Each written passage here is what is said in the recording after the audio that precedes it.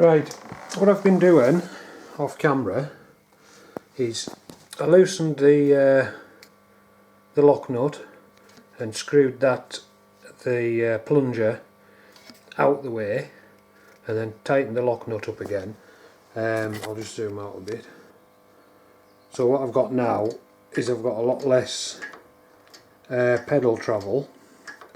Now this is obviously the next day from the last video that I did, but yesterday once I got the bike off the lift, I pushed it outside like so far down the drive, fired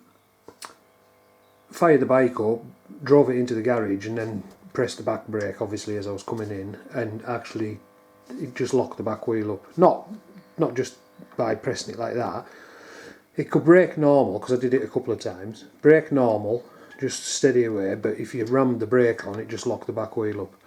So the back brake's spot on now, and as far as pedal travel goes, that's spot on as well. So what I'm going to do now is I'm going to do the front brake, and I'll just get around the other side.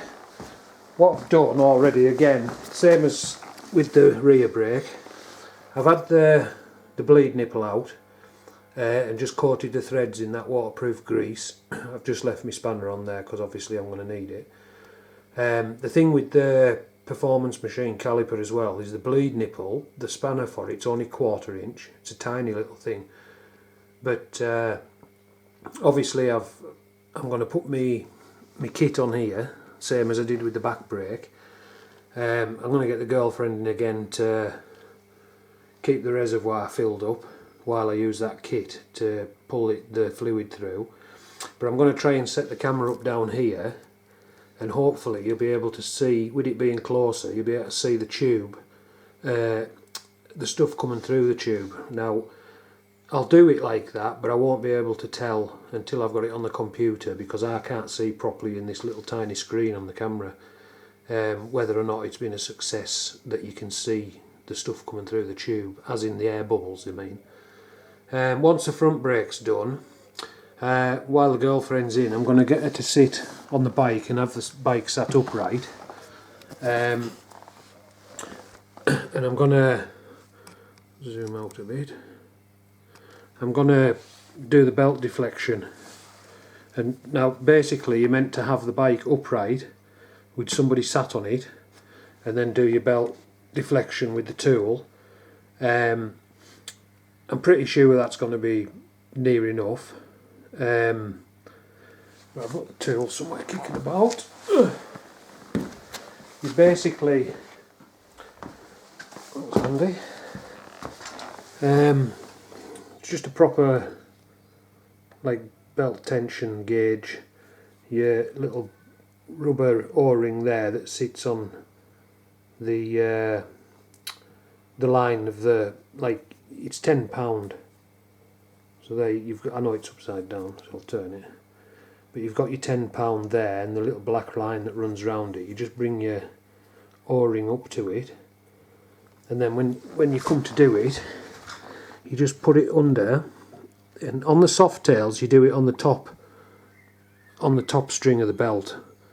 Like on the touring you do it on the bottom, but basically you just push it until the O-ring touches at the bottom, and you measure that deflection on that belt. Well, on soft tails they're only like I think it's 8 to 10 mil, which is like 5/16 to 3/8. So I'll get her in and get her sat on the bike. I mean, she's only 60 kilograms, so she's like 35 kilograms lighter than me anyways, but I'll still I'll measure it with her on. Once I'm happy that that's set, I can then set to and get the belt guard back on, and the fact that the back wheel's all tight and everything's right, I can then put me chrome covers on the swing arm shaft, and then we'll just do like final bits and pieces. I'm going to go right through the bike from front to back, make sure everything's tight as it's meant to be, because there'll be, what I like the headlight for instance, that's still to line up, Handlebars, the handlebars are tight, but it's the controls. They're just not equal at the minute, so I need to just set them. Headlight is loose, needs set and tightened up. I think I've already just said that. Mirrors are to set and then tighten up. Yeah, and then just a few little bits and pieces like this.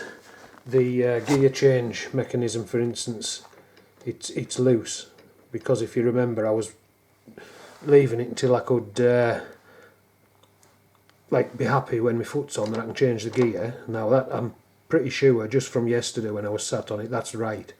So I need to unscrew this, put a bit of blue Loctite on the bolt and then put that back in, and then there's a grub screw on this, so that bit's loose.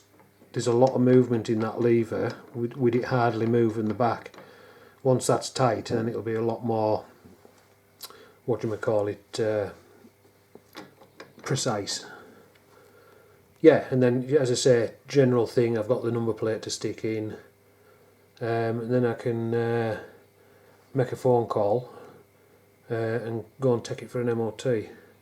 So I'll knock you off for now. I'll get all this system set up and I'll get girlfriend in to hold the bottle above the reservoir again. And oh, one thing I will show you, the reason I was on about having it off the ramp, you see there, if I look at the bike head on, the handlebars are turned as far to the left as they can go. Now if you then look at the reservoir, just turn this round, if you look at the reservoir there, the reservoir's level, but when the bike was upright and the front end was straight, the reservoir was at an angle like that.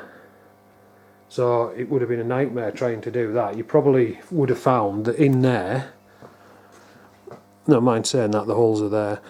I was going to say you probably find that the angle of the fluid, you're probably not getting out down the hole, but you probably will. But as I say, I'll just knock you off for now and then we'll come back and I'll have you set up down at the front end so you can hopefully see what's coming through that pipe.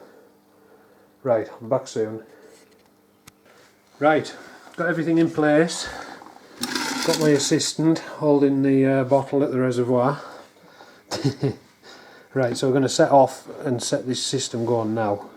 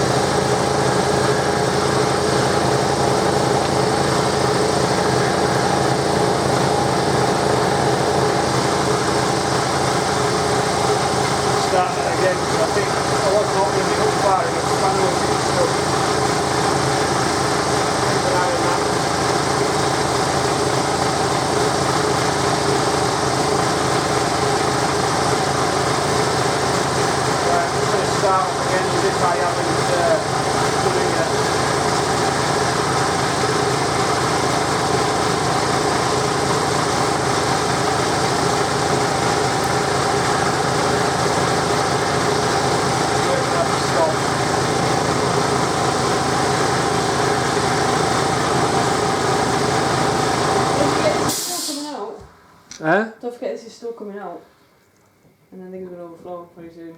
Right, I'm going to set it off now. Right, bit of a fook up. I haven't played it back yet, so I don't know, on that last clip I don't know how much of it was on video, but things weren't going to plan. So I was messing about. The new vacuum bleeder thing that I was using wouldn't seal properly on the bleed nipple, and I was using the smallest end. The bleed nipple on them performance machine calipers are tiny on the front one. So what I hadn't realised was that the battery had died on the camera. So, and as I say, until I watch it back, I don't know how much of that it caught. But that wasn't the only issue. As I say, to start with, it wasn't sealing on the bleed nipple properly, so it wasn't sucking fluid through. And in the end, I was having to press the end of the thing onto the bleed nipple to try and get it to seal against the nut part. The hex bit, if you know. Eventually it started sucking through, and I got it where it was just clear liquid coming through. But then I had another issue, and this is the issue. This brake is fully bled. There's no air in it at all. Now the brake does stop the bike, like I can't move it, but there's no way you want a brake that touches your lever, that touches your grip. That is my max. Even when I pump it, you know, that's your max. So I did a bit of thinking, investigating type of thing, and I'm like, right, well, I know that was for a soft tail, this master cylinder set. I'll just move this camera a touch. Yeah, the master cylinder and everything was for it said on the advert when I bought it that it was for a soft tail.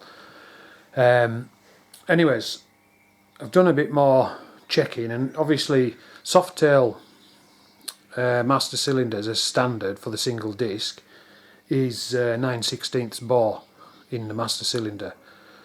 Now that should still work fine and maybe give you a little bit more lever travel than normal for when you put the performance machine caliper on, because of the fact that it's, you know, different. The way it works is slightly different to a normal Harley caliper. So anyways, I went and checked the advert because I still had the email from when I bought this thing, just to double check that I hadn't made an error sort of thing, which I think all the range of Softails, as far as I'm aware, they all use 9/16 or 11/16 if it's twin disc sort of thing.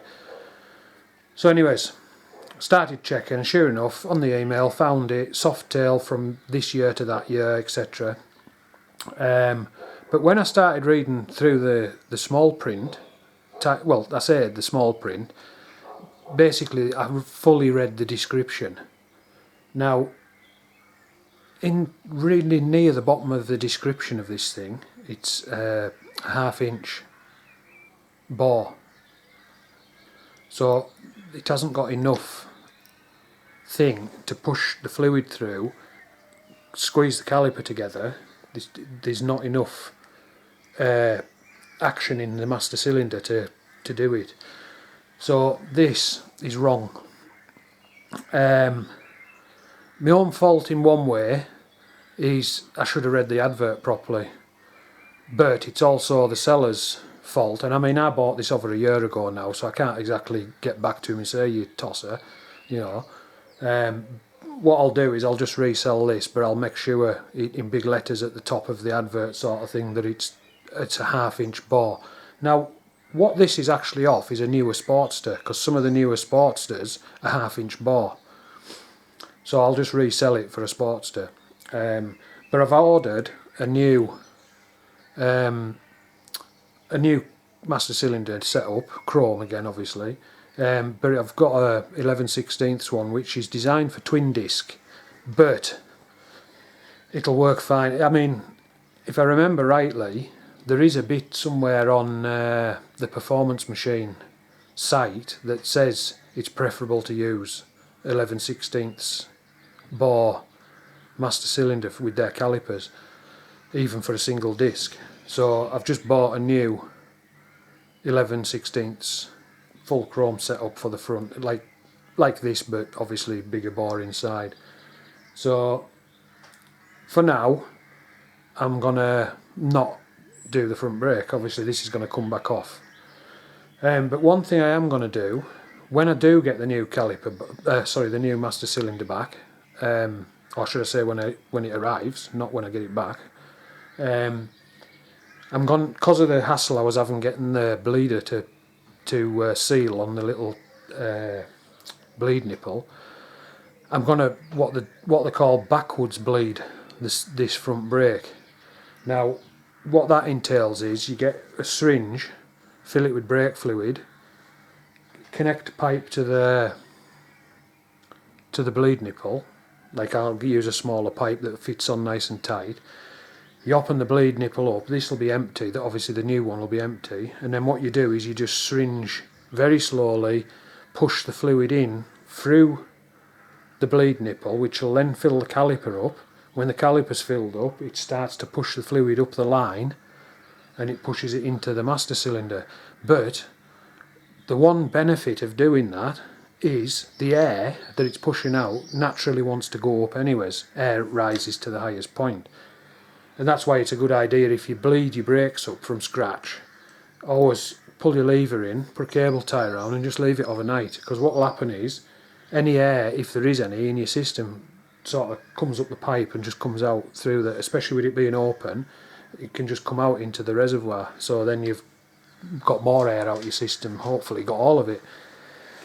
But yeah, when it all turns up, that's how I'll be doing it. And as I say, I've not watched back that clip yet from before when the battery went, so I don't know how much of that was actually caught on camera.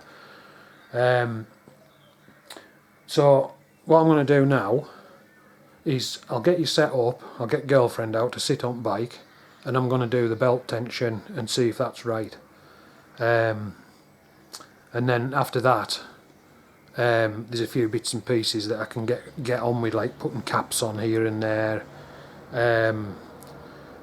checking, various things, make sure it's tight. But as I've already said, when the new system comes, I'll get it fitted on, and I'll video that from start to finish, and as I say, reverse bleed it, as in bleed it from the bottom up. So I'll knock you off for now and we'll get set up for this belt tension check, and then we'll come back. Right, I've got girlfriend sat on the bike, so the bike's upright. I'm just setting my thing on the tension, my O-ring. Right, with the soft tails, you take your measurement on this top strand. On touring and diners, you take it on the bottom. So get yourself a ruler in or some device to measure, because this wants to go like in between 8 and 10 mil. So I'll just line that up so that it's on a full mark. The tension's set, ready to go.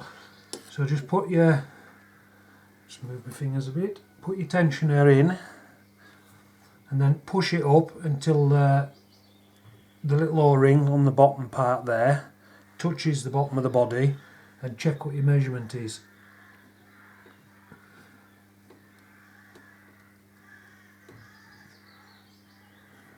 That's actually showing 9mm. Now for the soft tail, it's actually in between 8 and 10 mil, the correct setting. Well, I've got that on 9. That's like 3/16 to 3/8, I think, if I've got that right. So that's how you do your belt tension. But always make sure that the bike's upright and somebody's sat on it. Also, rotate till you find your slackest spot on your belt, because you will have tight spots on your belt. I already done that, so right, for now that's it. I'll be back soon. Right, I was just double checking that me adjusters were tight. Obviously I've just done the belt check and things are right. What I've done is I've jacked the bike up on oil jack so that the back wheel's off the ground. And what I'm going to do, or what I'm just going to show you, is one visual check you can do to make sure that you're 100% that your back wheel's straight, even though you've measured on them, like point to the dot in the centre of the swing arm shaft. One thing you can do is, if you keep an eye on your belt, where your belt's at. Now I've probably got maybe 2 mil gap one side and maybe 1.5 mil on the other side, so it's not touching the edges of the pulley. But you can spin your wheel. I'm trying to do this and keep you so you can actually see. That's a better picture. Ooh, it's hard to spin this with one wheel, with one hand. But just turn your wheel a few times. I mean, also what I've got, I only did this just to sort of show you. You've got to remember that I've had this bike up and down the drive a few times as well, testing the brake, the back brake.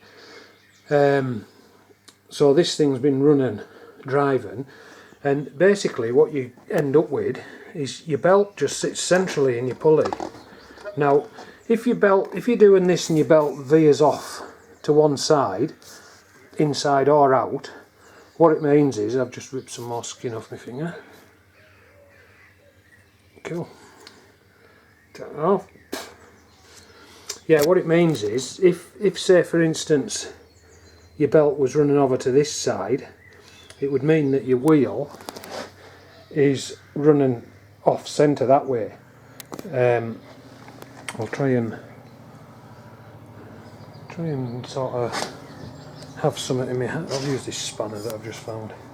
Right, if that was your direction of your belt like it is, if your belt was coming over to, as I say, to this side, it would mean that your back wheel is over exaggerating it. Your back wheel's at that angle, which forces the belt to go to one side. If it was touching the inside of the pulley, it means your wheel's that way on. So if you do that and your belt's going to one side or the other of your pulley, you can adjust it on your adjusters so that it runs centrally. Once it's running centrally, you know then that your back wheel's in line, properly in line. So I just thought I'd show you that. As I say, mine's running right, but if it had moved I would have adjusted it. So, but it isn't at the minute, and once I've had it out for a proper run, I'll then check it again, and if it's moved over to one side, then I'll double check my alignment. But that's a good way of checking if your back wheel's running in line. Yeah, as you can see there, it's sort of nice evenly gapped. I think one side's just slightly bigger gap than the other, but it's staying there. It's not tracking over to one side or the other. It's staying in that one spot. So that's a good visual indicator that your back wheel's running true, like in line properly, or your belt's running in line anyways. So I just thought I'd share that with you, so it's something you can look at. On your Second's like the electric light, I know you can't see in there, but it doesn't work on adjusters like the Softail does. It's on like almost like a cam sort of. It's imagine an egg shape washer on each end of the axle shaft. Sorry. When you turn it, it pushes the wheel backwards, or if you turn it the other way, it pushes the wheel forward, sort of thing. Well, it does it equally on both sides. So you're very restricted on that. But if you do it and adjust your wheel on, say, an electric glide with them concentric, I think it's called, and you find that your belt's running off to one side, it could be wear on your concentric washers or the actual stubs that they rub against. Well, that can be easily sorted, as in take it to bits, check if it's wear on the concentric washers or whether it's wear on the block on the wheel. And then basically the one that isn't worn as much, you could actually file a little tiny bit off it, and I'm talking like fractions of a mil. A couple of swipes with the file would probably get it, and then you'll find that your wheel lines up again. Or you could just replace it all, but to replace that on the thing, you're talking swing arm. But as far as the soft tail goes, that's just where you've got adjusters on either side. That's a good visual reference that you've got your wheel positioned correctly. And as you've seen in the other clip, the belt tension's right. It was on 9mm, and for these, as I say, it's in between 8 and 10mm, so mine was sort of bang in the middle. So, right, I'll knock you off again, come back soon. Right, bike's still on the stand, and while it's on stand I'm going to get a couple of bits and pieces done. First thing I'm going to do is get rid of this hideous freaking fuel cap. So, just normal unscrew. Now this is just personal preference. I don't like that. I prefer plain stuff, so taking that off. Obviously just got a new plain chrome fuel cap.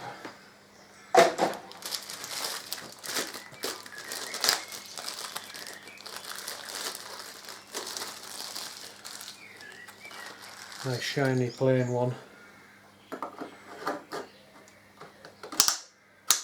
and that's it, on. Looks shitloads better already. Right, next thing I'm going to do is I'm going to put the swing arm bolt covers on. So I'll knock you off, set you up in a better position, and we'll get that fitted on each side. So back in a sec. Right, this is one side swing arm bolt, shaft, whatever you want to call it, and I'm going to put obviously like a chrome cover on here, and you can just see there, that's the dot in the centre that I machined in. That's bang on centre of the shaft, so that's for measuring purposes, for measuring your from the centre of that to the centre of the wheel axle. Sort of helps get things lined up properly. I'm just going to get these new covers, Drag Specialities ones these, so I'll get that unboxed. Now I'm not so sure with these until I get the unpacked, but one should be bigger than the other, and it is. So you've got, I'll unwrap them both, and then you can see what I was talking about.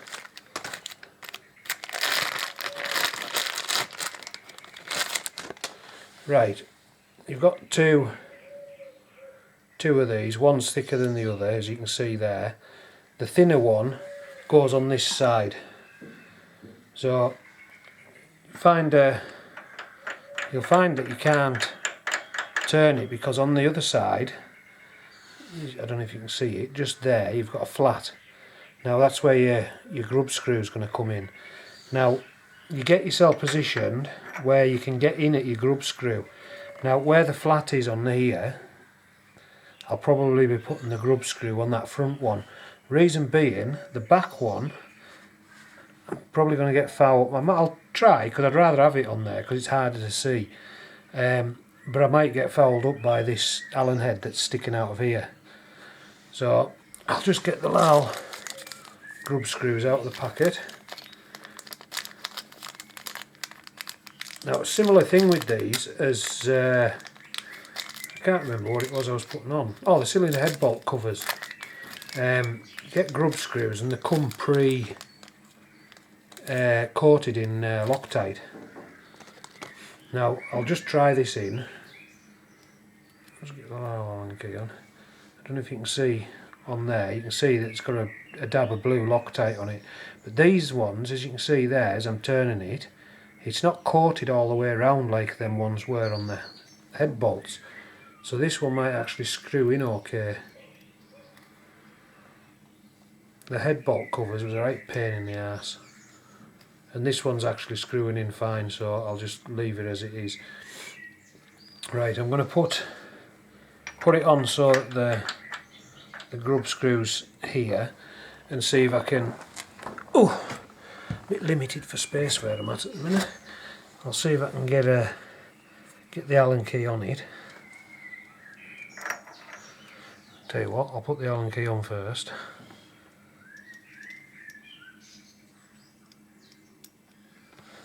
And then put it in.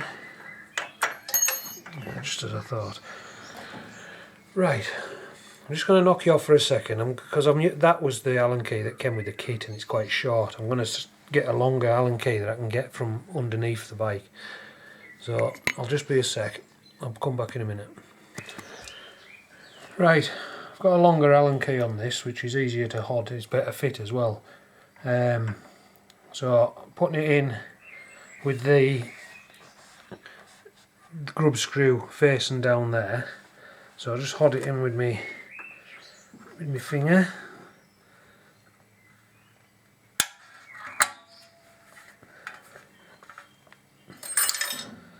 God knows where that's just gone.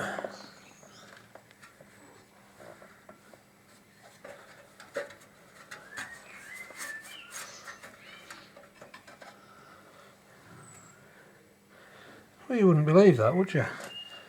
I just dropped it, I can't see where it's pissing gone. Oh, there it is. Piece of heat shrink that I dropped when I was doing some wiring.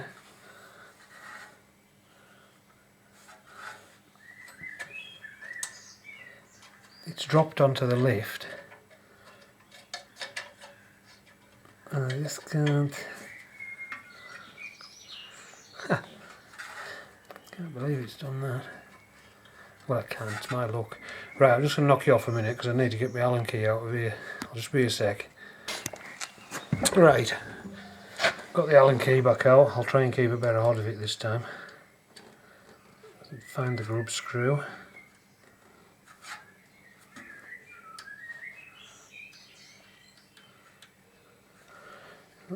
Blocking your view there. And again. Right, that's tight.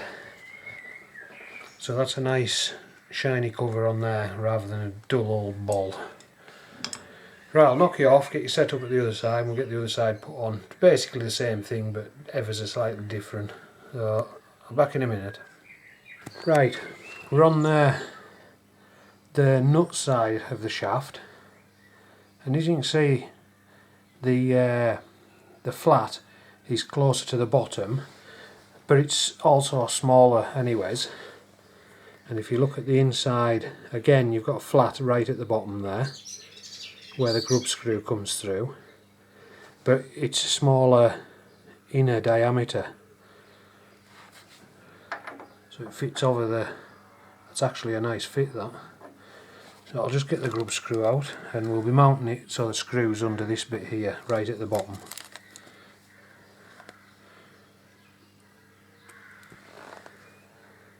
Let's get the grub screw started in. It's the same thing as the other side. It's got a small dab of Loctite on it, but it goes in, well, as you can see there, it goes in nice and easy. Where, as you know, if you watched the ones where I was putting the cylinder head bolt covers on, them right pain in the fucking ass. Right, so finger in again, get the Allen key started in the actual grub screw, and then push on the end to hold it flat, and then just keep going till you get it nice and tight. And when you're crushing it like that, it reactivates the blue Loctite that's on the threads, and then it resets and locks it. And it's the same thing, I tighten that up, tighten it until you're just bending the Allen key, and that's tight enough. And that's on nice and snug and looks a lot better. I'll just zoom out a bit. Looks a lot better than just a scabby old nut, sorry. Right, I'm going to call it a day on here for now. There's a couple of bits and pieces I'm going to be doing, but you don't need to watch. I'm just going to be sort of checking nuts and bolts, make sure things are tight. Common sense, start at the front, work your way to the back, make sure, like I've already done the rear adjusters, as I was showing you in the belt alignment. But I'm just going to check all nuts and bolts front to back, because it's been that long since I did a lot of jobs. Some of these stuff might be loose that I think I've tightened. Better safe than sorry, always double check. So I'll go right through, as I say, front to back, make sure everything's tight. Probably have a bit of a polish here and there. I'll strip off that front master cylinder ready, so that when the new one comes I can just get it fitted on. When it does turn up, I'll video that. I'll get it video putting it on, etc. But then I'll video the reverse, the backwards bleeding, so you can see how that works. So for now that's it. So catch you later.